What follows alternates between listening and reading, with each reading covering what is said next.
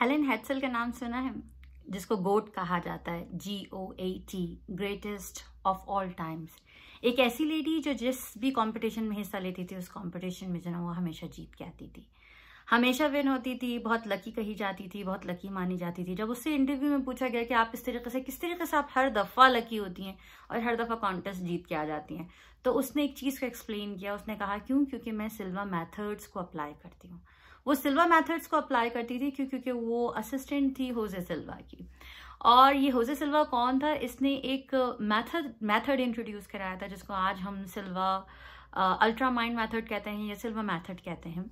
तो ये सिल्वा मेथड क्या है कि आपकी ESP जो होती हैं, वो एक्स्ट्रा सेंसरी परसेप्शंस जो होती हैं, वो उसको इन्हेंस करने के लिए यूज की जाती हैं। तो उसको स्ट्रॉन्ग करने के लिए जो सेंसेस हैं, जो सिक्स सेंस है या जो थर्ड आई है, उसको स्ट्रॉन्ग करने के लिए जो ना या अंदर से जो इंट्यूशंस हैं, क्योंकि सिल्वा ये कहता था कि इंट्यूशन सबके अंदर होती हैं, ये एबिलिटी सबके अंदर होती हैं। बस होता क्या है कि जो बच्चा 4 साल के एज तक पहुंचता है ना, उस एबिलिटीज को कम कर देते हैं, उसको डिप्रेस्ड कर देते हैं, सप्रेस्ड कर देते हैं। तो उस एबिलिटीज को दोबारा से इनहेंस करने के लिए जो ना वो हम यूज करते हैं। अच्छा, था ये कौन? होजे सिल्वा 3 साल की एज थी, फादर की डेथ हो गई, माँ ने दूसरी शादी कर ली, ग्रैंड पेरेंट्स के पास और अंकल के पास आ गया। जब वहां पर आया तो उन्होंने जो ना वो जो अंकल थे जो अनमैरिड थे, उन्होंने उसको एक शू बॉक्स पकड़ा दिया और साथ साथ ये कहा कि जो ना जाके ना तुम अब शू पॉलिशेस करो।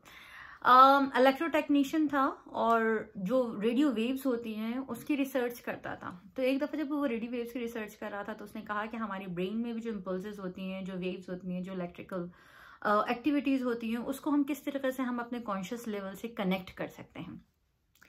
और फिर उसने वो रिसर्च अपनी कंप्लीट की और सारा एक्सप्लेन किया कि हमारे ब्रेन में जो है ना वो 4 या 5 तरह की वेव्स होती हैं, जिसको जो है वो अल्फा, बेटा, theta, delta and gamma rays कहा जाता है। जिसमें जो खास तौर पे जो अल्फा रेज है वो रिलैक्सेशन में काम करती है, जो बेटा फेज है वो अलर्टनेस या प्रॉब्लम सॉल्विंग में उसमें या फिर मेमोरी में हमारी हेल्प कर रहा होता है। और उसके बाद जो थीटा फेज है वो जो है ना वो फिजिकल हीलिंग या मेंटल हीलिंग में उसमें जो है ना वो हेल्पफुल होता है। और जो लास्ट डेल्टा फेज है जिसमें जो है ना वो हमारी इंट्यूशंस जो है ना वो अवेक हो जाती हैं, उसमें काम करता है। तो इसने ये सारी पूरी थ्योरी बताई, पूरी सारी चीजें एक्सप्लेन की। उसके साथ बहुत सारे लोग थे जो उसके साथ जो ना वो काम कर रहे थे, जैसे कि उसमें रोबर्टो फेवरो जो था वो बहुत मशहूर नाम है। तो रोबर्टो फेवरो जो था वो स्ट्रक्चरल इंजीनियर था जिसने सिल्वा की बुक को पूरे अच्छे तरीके से कंपाइल किया और आज हमारे पास सिल्वा की बुक मौजूद है। उसके अलावा क्लेव बैक्स्टर जो था वो मौजूद था। क्लेव बैक्स्टर कौन था कि हमने शायद इसका नाम सुना हुआ। क्लेव बैक्स्टर वैसे तो पुलिस में काम करता था, CIA में काम करता था, लेकिन इसने जो पॉलीग्राफ्स जो उसने बनाए थे, लाई डिटेक्टर मशीन जो है वो इसी ने की थी, ये ब्रेन की इम्पल्स को किस तरीके से डिटेक्ट किया जाता है।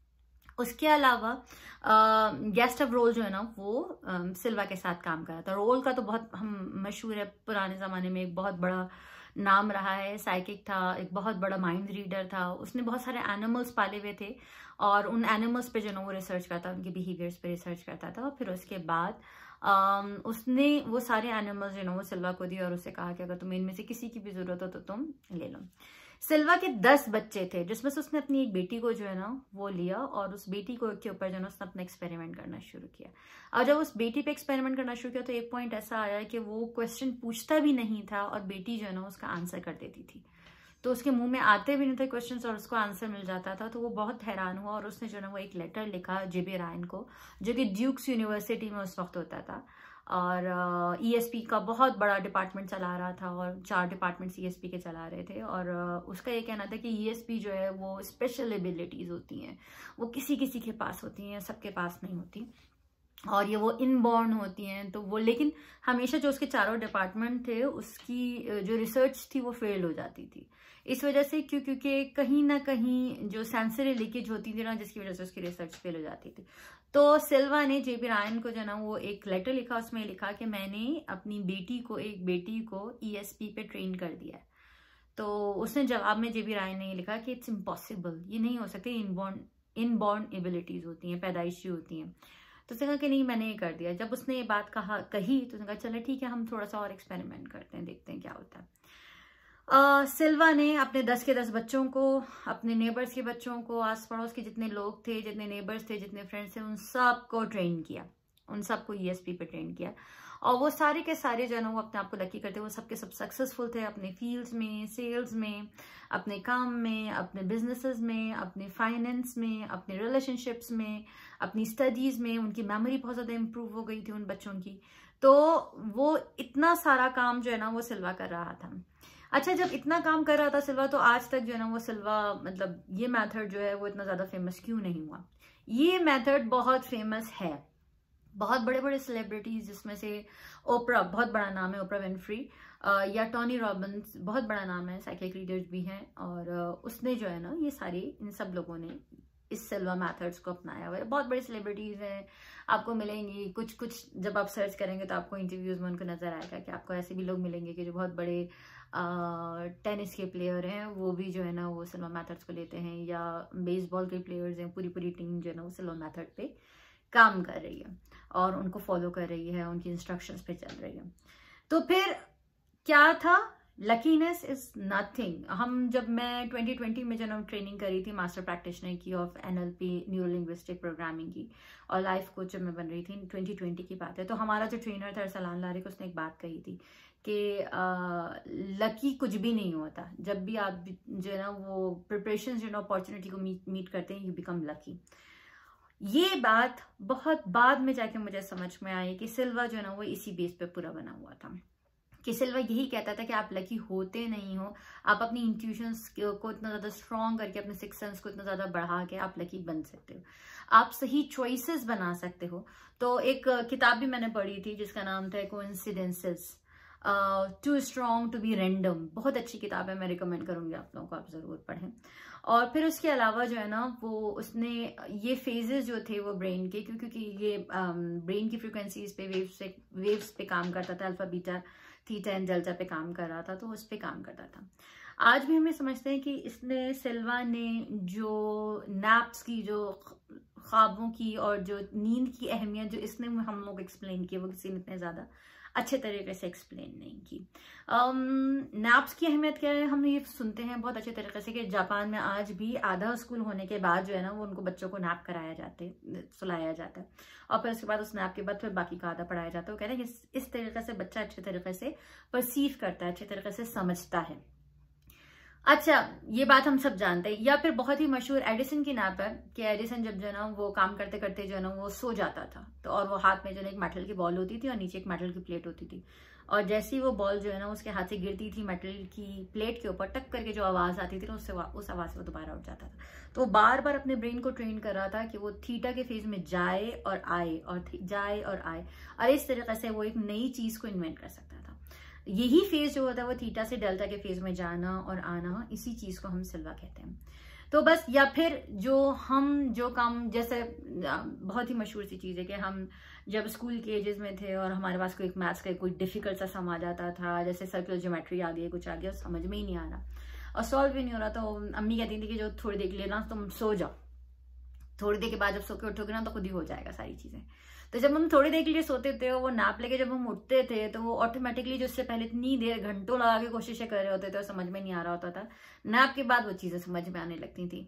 या फिर आपने ये देखा होगा कि बैंकर्स या जितने भी बड़े बड़े फाइनेंशियल इंडस्ट्रीज में जो लोग भी शामिल होते हैं या मौजूद होते हैं, वो आने के बाद एक शॉर्ट नैप जरूर लेते हैं। जितने भी बड़े लोग हैं, सक्सेसफुल लोग हैं, वो शॉर्ट नैप जरूर लेते हैं, और फिर वो शॉर्ट नैप के बाद जो है ना वो दोबारा से अपने आप का काम करते हैं। या फिर ESP की सबसे अच्छी एग्जांपल जो है ना वो हम देते हैं कि माए जो छोटे बच्चों की माए ना, जिनको बार बार सोना पड़ता है, उठना है, सोना है, उठना है, सोना है, उठना है, बार बार जो है ना वो अपनी नींद को डिस्टर्ब करना है कि सोने के फेज में जाना है, फिर उठ जाना है, फिर सोने के फेज में जाना है, फिर उठ जाना है। उनकी ये ESP के जो लेवल्स होते हैं, एक्स्ट्रा सेंसरी परसेप्शन लेवल्स जो होते हैं उनकी, जो बाकी सबसे बहुत ज्यादा हाई होते हैं। और इसी वजह से जब उनका बच्चा कोई काम करने वाला होता है तो माँ को सबसे पहले पता चल जाता है कि क्या इसके दिमाग में क्या चल रहा है और ये क्या करने वाला है। माँ जाके फौरी तौर पे जो है उस चीज को वहां से हटा देती हैं। या फिर हम ये समझते हैं कि ये जो सिल्वा का जो दूसरा पोर्शन है, जिसको हम ड्रीम टेलीपैथी भी कहते हैं, कि ड्रीम में जाके वो उस काम को जो है वो सक्सेसफुल कर लेना, या इंट्यूशंस पहले से पता चल जाना कि क्या होने वाला है, कैसे होने वाला है, ये सारी चीजें जो है ना, ये ड्रीम टेलीपैथी जो है ना, ये इसका सिल्वा का एक पार्ट है। ड्रीम एनालिसिस पे अभी तक साइंस में पूरी तरीके से जो है वो रिसर्च नहीं हुई है और हो रही है। कब तक होगी नहीं पता, क्योंकि अभी तक बहुत काम चल रहा है इस पे। लेकिन हाँ, हम ये बात बहुत अच्छे तरीके से जानते हैं कि मजहब में, खासतौर पे इस्लाम में, ड्रीम्स की बहुत अहमियत है। कुरान में आप देखते होंगे हजरत यूसुफ का ख्वाब उन्होंने आके अपने वालिद को बताया, उसकी अहमियत आप जानते हैं ना, कि उन्होंने आके कहा कि जो तुम अपने भाइयों को नहीं बताना, ऐसा ऐसा होने वाला है। ड्रीम एनालिसिस का आपको एक एग्जाम्पल दे रही हूँ। अच्छा, दूसरी एग्जाम्पल, हजरत इब्राहिम आके अपने बेटे से कह रहे हैं, हजरत इस्माइल से कह रहे हैं कि मैंने ख्वाब में देखा कि मैं तुम्हें ज़िबा कर रहा हूँ, अल्लाह की राह में कुर्बान कर रहा हूँ। और उन्होंने कहा कि हाँ बाबा, आप जो आप कह रहे हैं वो करते हैं, और उस तरीके से करके वो करें। एक पूरा पार्ट इस्लाम का जो है ना वो ड्रीम को फॉलो कर रहा है, ड्रीम एनालिसिस पे जा रहा है, ड्रीम को मान रहा है, और अहमियत जो है ना वो इस्लाम बता रहा है कि ड्रीम्स की अहमियत क्या है। इतनी अहमियत है कि हजरत जो है ना इब्राहिम जो है ना वो लेके खड़े हो गए और जो है ना हजरत इस्माइल को ज़िबा करने के लिए। वरना मतलब आप ये देखिए कितनी अहमियत है। या आपको इमाम अली का खुतबा मिलेगा ख्वाबों पे कि ख्वाब क्यों होते हैं, कैसे होते हैं, कौन से सही होते हैं, कौन से सच्चे होते हैं, कौन सा गलत होते हैं, किस हालत में क्या चीज़ सही है, क्या चीज़ सही नहीं है, वो सब कुछ आपको मिलेगा। तो इतनी अहमियत जो थी, जो सिल्वा में ड्रीम एंड टेलीपैथी की, या इंट्यूशंस की, या सिक्स सेंस की, या ESP की, ये सब कुछ जो है ना, विजुअलाइजेशन जो है, ये सब कुछ जो है ना वो सिल्वा में बताया गया। सिल्वा बेसिकली 3 चीज़ों पे जो है ना वो डिपेंड कर रहा होता है। डिज़ायर, और फिर डिज़ायर के बाद बिलीव, और बिलीव के बाद एक्सपेक्ट। जो चीज़ आप बिलीव करो, जो डिज़ायर करो उसको बिलीव, उस पर बिलीव करो, जो बिलीव करो उसको आप एक्सपेक्ट करो। तो ये मेथड जो था वो होजे सिल्वा ने पेश किया था। अब क्यों होजे सिल्वा को जो ना वो इतना ज़्यादा फेम नहीं मिला, जबकि वो 1999 में जो है ना वो चला गया था, और उसकी डेथ हो गई थी, और ज़्यादा, लेकिन वो कंपाइल कर चुका था अपनी जो ना नोट्स को उस वक्त। इस वजह से नहीं मिली उसको, इतना फेम नहीं मिला, क्योंकि वो यूनिटेरियन व्यू ऑफ गॉड पे बिलीव करता था, वननेस ऑफ गॉड पे बिलीव करता था। और जितने भी साइंटिस्ट आपने देखे हैं उन सबको या तो नाम चेंज कर दिया जाता है जो वननेस ऑफ गॉड पे जो है। जैसे आपको मैथमेटिक्स में बहुत सारे इस तरह के साइंटिस्ट मिलेंगे जो इस्लामिक साइंटिस्ट हैं, उनका या तो नाम चेंज कर दिया गया, या फिर जो है ना वो उनको जो है ना उनकी व्यूज चेंज कर दिए गए, या उनके जो है जो लेक्चर्स थे, जो उनकी रिसर्च थी, उनको छुपाने की कोशिश की गई। तो इस तरीके से करके ये सिल्वा मेथड है। सिल्वा मेथड बहुत सारे सेलिब्रिटीज यूज कर रहे हैं, और कुछ ओपनली कर रहे हैं, कुछ क्लोजली कर रहे हैं। मोर देन 10,000 पीपल जो है ना इस वक्त दुनिया में वो सिल्वा के ट्रेंड है। तो अगर आपको ये वीडियो अच्छी लगी है और आपको लगता है कि इस तरह की और इन्फॉर्मेशन आपके काम की होंगी, या आप और कुछ सीखना चाहते हैं, जैसे कि सिल्वा के अलावा रेकी, या हिप्नोसिस, या न्यूरोलिंग्विस्टिक प्रोग्रामिंग, या लाइफ कोचिंग, या रिलेशनशिप कोचिंग, और या साइकोथेरेपी, या IEP, please subscribe my channel, like my videos, and do comment कि मैं किस चीज़ पे जो है ना वो आप चाहते हैं मुझे सुनना। और अगर आप फ्री हेल्प चाहते हैं तो मेरा एक पेज है, help for kids and adults south Africa. Please visit that page. Thank you so much. My name is Arjuman Reza. I'm a psychotherapist, life coach, Silva and Reiki practitioner, hypnotherapist, IEP.